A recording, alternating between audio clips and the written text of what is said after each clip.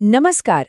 भारत की आज़ादी को 75 साल से ज्यादा हो चुके हैं, लेकिन एक सपना है जो आज भी अधूरा सा लगता है। चलिए, आज बात करते हैं उसी सपने की, एक ऐसे विचार की जो सीधे भारत की आत्मा से जुड़ा हुआ है। जानते हैं, ये सारी कहानी शुरू कहाँ से होती है? एक नाम से। हाल ही में सरकार की एक बड़ी रोजगार योजना का नाम बदलने को लेकर पूरे देश में एक बहस छिड़ गई।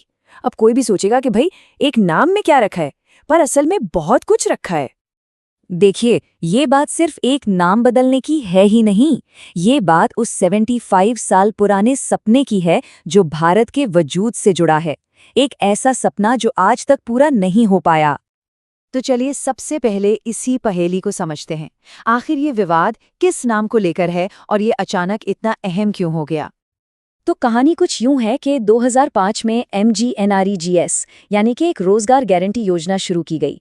इसका मकसद था गांवों में लोगों को काम की गारंटी देना। फिर 2009 में इसके नाम के साथ महात्मा गांधी का नाम जोड़ा गया, लेकिन अब इसे बदलने और गांधी जी का नाम हटाने का एक प्रस्ताव आया है। और आलोचकों का यही कहना है कि ये सिर्फ नाम का बदलाव नहीं है, ये उस सोच पर एक तरह की चोट है जो गांधी जी के दिल के सबसे करीब थी। और यहीं से ये मामला और भी गहरा हो जाता है। इस पूरे विवाद की जड़ को समझने के लिए हमें गांधी जी के एक बहुत बड़े और अहम सपने को समझना होगा, और वो सपना था ग्राम स्वराज। तो आखिर ये ग्राम स्वराज है क्या? बहुत सीधे शब्दों में कहें तो इसका मतलब था हर एक गांव पूरी तरह से आत्मनिर्भर हो, अपने पैरों पर खड़ा हो। गांधी जी का मानना था कि भारत की असली आज़ादी की बुनियाद इन बड़े बड़े शहरों में नहीं, बल्कि इन्हीं छोटे छोटे आत्मनिर्भर गांवों में रखी जाएगी। गांधी जी ने 1942 में इसे बहुत ही खूबसूरती से समझाया था। उन्होंने कहा था कि हर गांव अपने आप में एक पूर्ण गणराज्य जैसा होना चाहिए। मतलब अपनी जरूरी चीजों के लिए वो किसी पर निर्भर न हो, लेकिन हाँ, जहां जरूरत पड़े वहां दूसरे गांवों से सहयोग भी ले।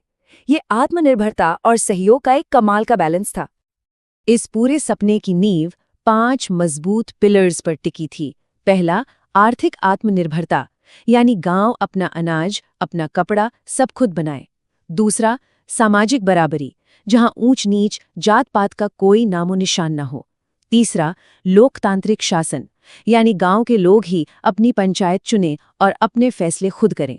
चौथा, एक नैतिक आधार जो अहिंसा और आपसी सहयोग पर टिका हो।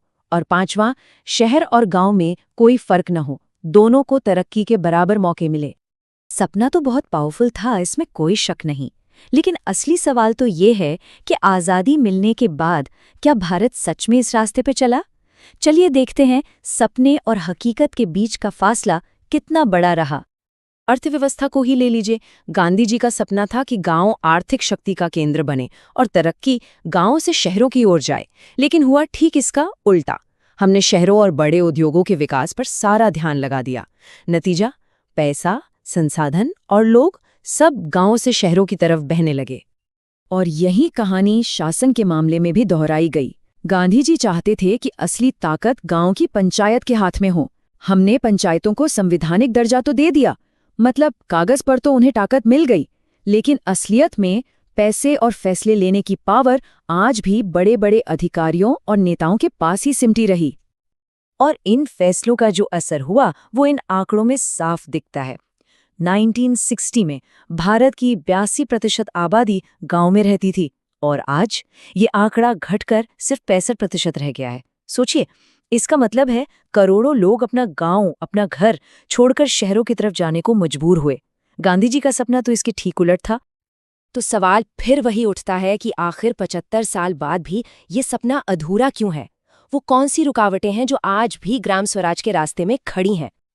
अगर हम देखें तो इसकी 3 बड़ी वजहें सामने आती हैं। पहली, शक्ति का केंद्रीकरण, यानी असली पावर आज भी पंचायतों को नहीं दी गई है। दूसरी, राजनीतिक इच्छा शक्ति की कमी, ऊपर बैठे लोग अपना कंट्रोल छोड़ने को तैयार ही नहीं हैं।